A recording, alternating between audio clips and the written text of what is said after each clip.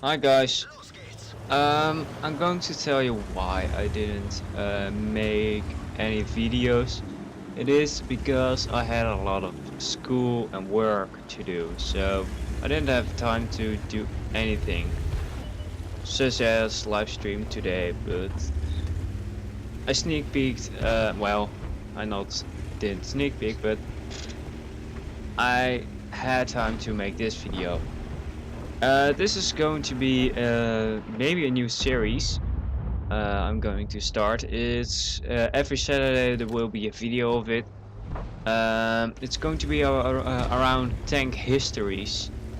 And today we're going to have it about the Tiger 1 tank. Well, let's begin then. In 1938, it was designed by Henshaw. And the designing went on to 1941. In 1942, it was first deployed in Africa and Europe. It was usually placed in heavy tank battalions that were specifically designed for the Tiger and Panthers. Like those heavy tank battalions became German specialized forces of tanks. The original designation of the Tiger 1 was the Panzerkampfwagen 6 Tiger als E. That's the version I'm playing now in, such as we know it as the Tiger 1. You have also the H1, what is the in World of Tanks the H1 version of the Tiger is the Hazard 6. You can see it because it doesn't have radiators at the back anymore. Well, it has. Hazard 6 has, but the Tiger 1 in the game doesn't. It's an E version. So it's a better version. It got magnetic, anti-magnetic armor. So it's like it's a little bit.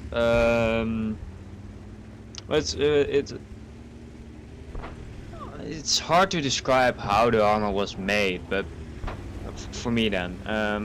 But they also got a magnetic coat, anti-magnetic coat, paint coat around the tank. This would stop magnetic mines as such.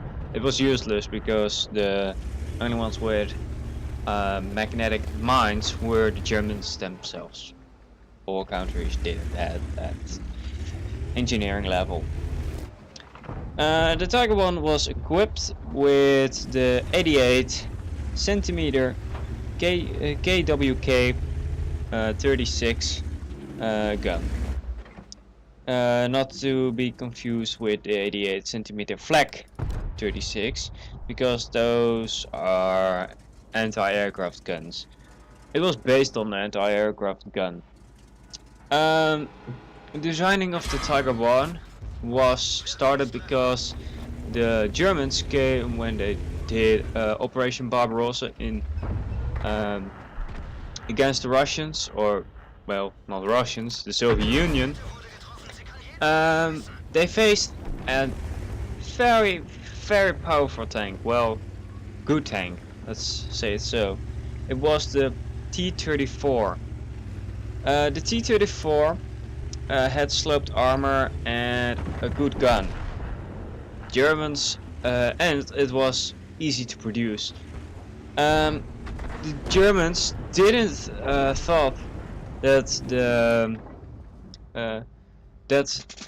Russians wouldn't be so advanced in building tanks like the Russians did. So the Germans only got Panzer IVs, some Panzer trees, but Those were outmatched by the T-34. So Germany, or more to be specific, the troops on the front in the tanks wanted a better tank, like with a gun that could rip off the enemy advance and such. So Hitler made some very distinctive points. The new tank must have a minimum speed of 30 kilometers per hour. It must have the 88 centimeter KWK 36 gun, and it must have a minimum armor of 100 millimeters on the front. So Mann, Ford, and Henschel, and one company more, not sure what company, forget it, but there were 10 companies in this. Yeah, you can't call it a fight between them. Whose tank would be better? Eventually, only Porsche and Henschel were the ones left.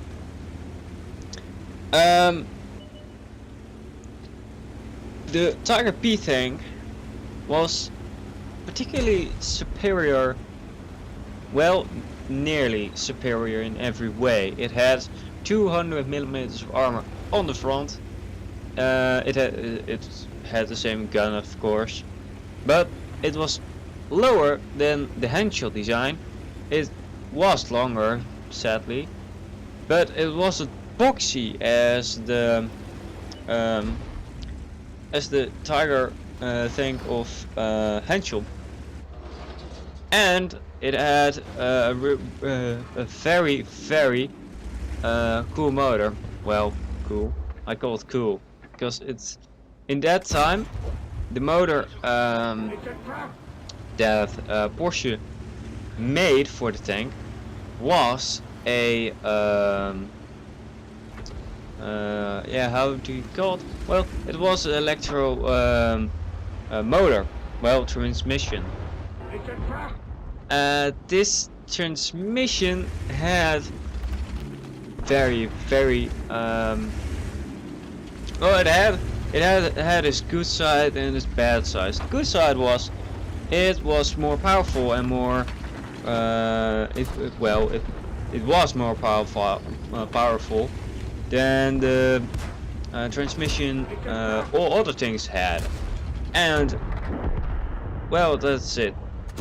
Particularly, well, there are more points, but can't think of them.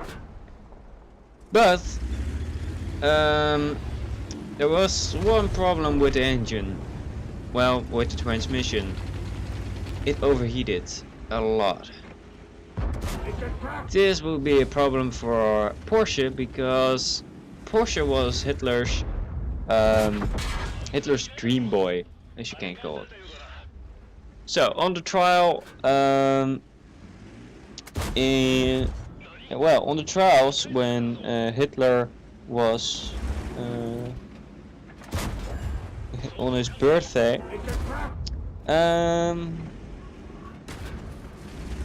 not sure when it was. I'm thinking about. Oh yeah, March 43. The tanks were presented to Hitler. Everything went as planned for Porsche and Henschel. In the end, of those trials, which decided which tank would be be brought into production, well, there was one problem. On the last moments of those trials, Porsche's transmission began to smoke, and eventually it broke down and caused fire in the back of the tank. This was a big problem, because yeah, the tank was great, but also the generals and such who decided which tank would be brought in production saw it and didn't like that to be let their tank groups burn inside the tanks. So the Henshu design was decided that it will be produced and brought in mass production. Well, that would be a little problem. I will tell you later why.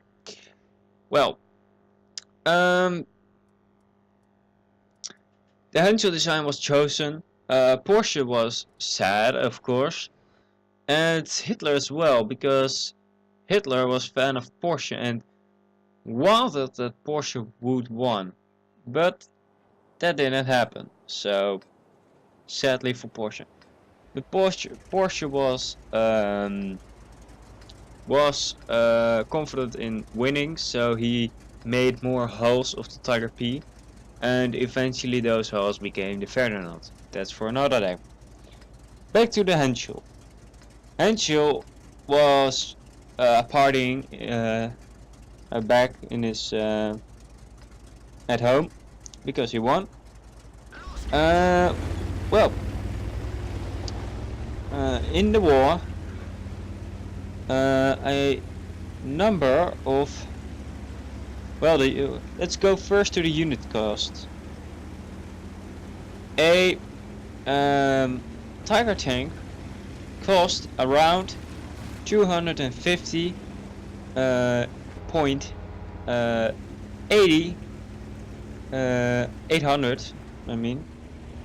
thousand Reichsmark. That will be around 2 million today, 2 million euros today. So that's a lot of money, of course. There are only around 1,300 vehicles built. So that's not a lot. The Tiger tanks saw first action in Africa when the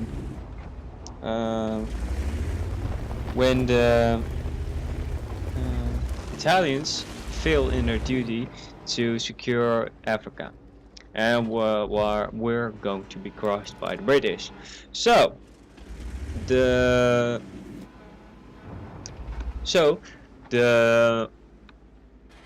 Germans sent Rommel with some panzer corps, as well as one heavy tank battalion with Tigers and Panthers. Well,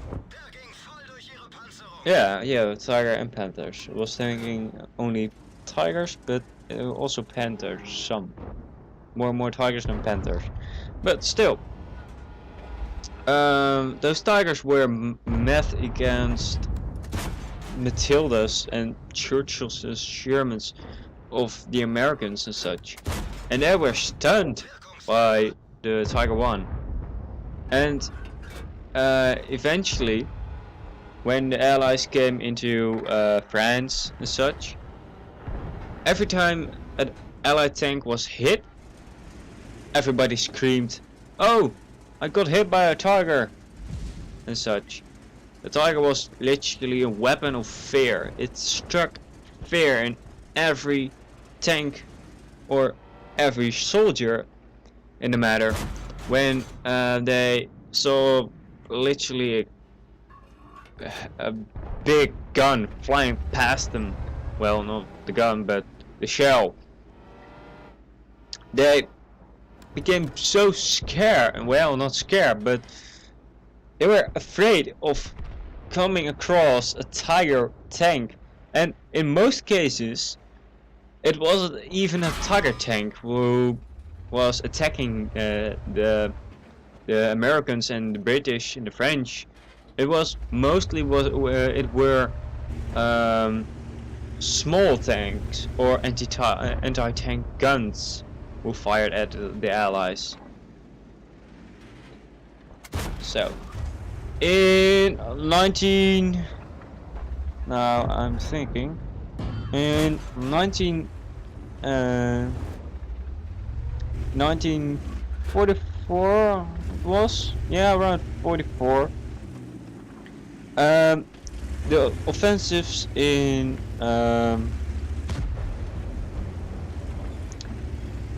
the offensives began against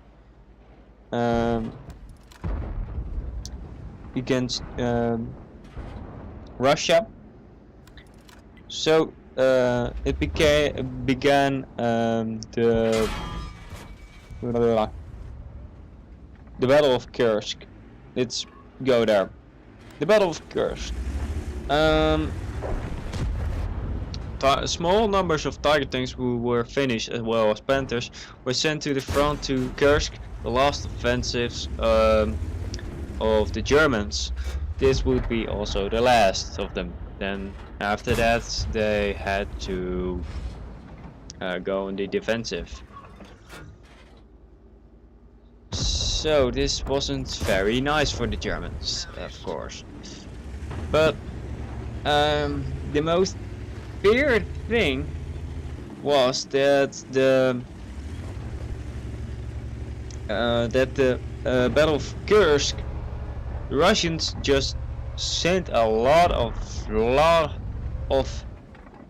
tanks at the Germans, and the 88s just shot them dead with a range around 8,000 meters and such. Well, 1,500 meters. Around that distance, the tank would be very, very vulnerable. In April 1944, when all the tanks were also all the Tiger tanks were also sent to the front, or the Western Front, to stop the British and Allies to coming on the land. The Germans wanted to push them back into sea. Eventually, in April 1944, it was estimated that the British 70 pounder used on the Firefly what is firing APCR composite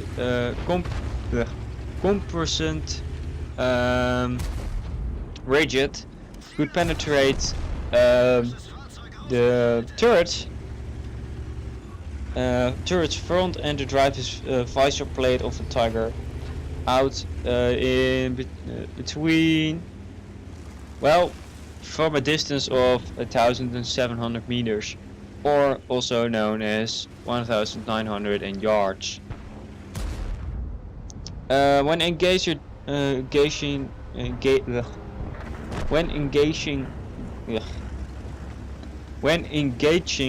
targets, the target crews were encouraged to angle the hull in a position of 45 degrees to the mouth side. The mouth side is the main front of the tank.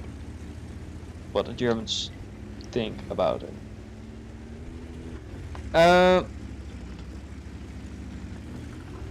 In January, the Africa Corps, operating in Tunisia, on January 1943, deployed a supplement of tigers. Well, all the way around. The tigers were deployed to supplement the Africa Corps operating in Tunisia.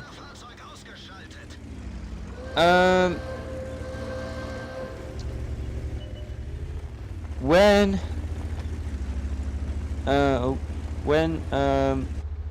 in North African campaign,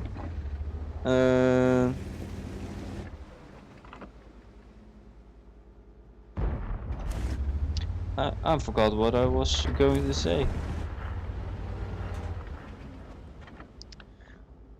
I'm not sure what I was going to say. I was going to say something about the thing.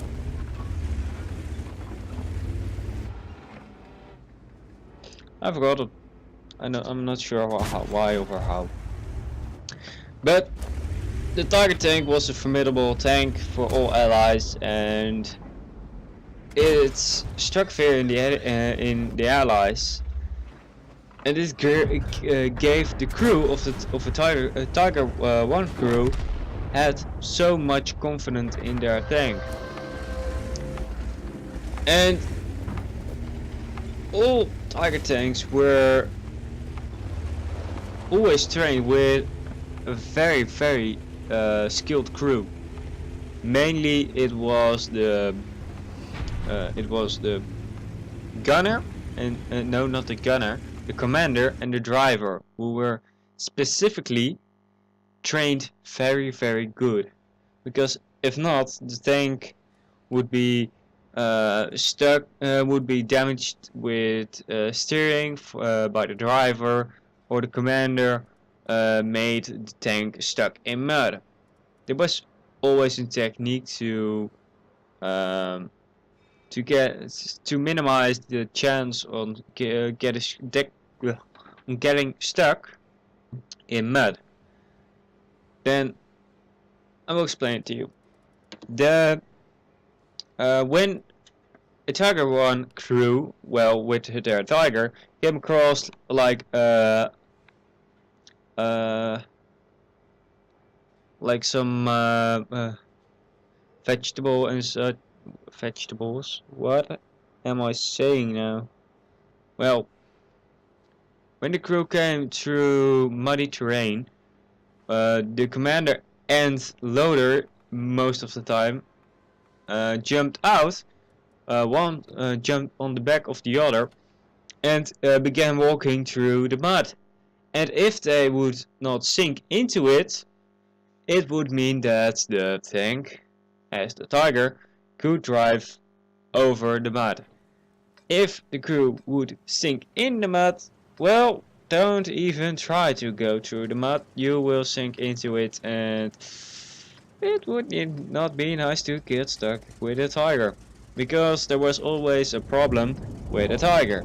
When it got stuck or it was detracked, well, try to there was nothing in the German armament to literally recover the vehicle and get it back to base.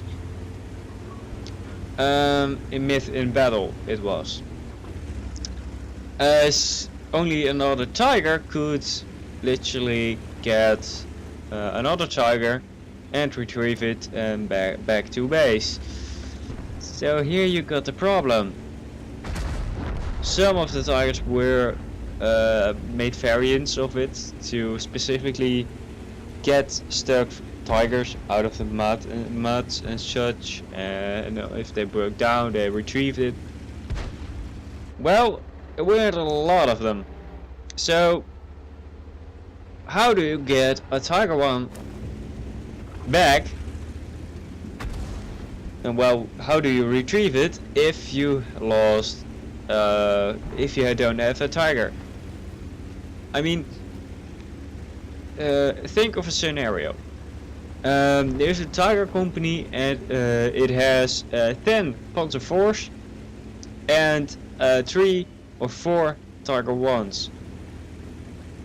One Tiger 1 breaks down of them mid in battle.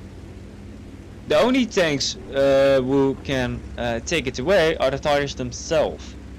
but they are engaged.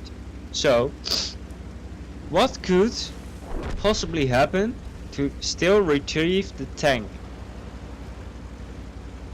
It took 4 Panzer IVs to hook up at the Tiger and then go driving forwards with the hook back of them to retrieve the Tiger 1 tank. This, however, could only be done at a little only from the front of the tank, because I'm not sure why, but it might have to do with the gearings and such. The Tigers were excellent tanks in good hands with good trained crews, but in the end of the Second World War those crews were dead, and also Allied bombing didn't help with production of Tiger tanks, and also training wasn't done as much as a long time ago, because it took time and the Germans didn't have it anymore, because the Russians were going at them from the east and were going into Germany, and the Allies were doing the same. So they had a time. They just rushed all crews in the Tiger tanks, and eventually at the end of 1944 production stopped of the Tiger 1 tank because it was too expensive. The factories were bombed by Allies, and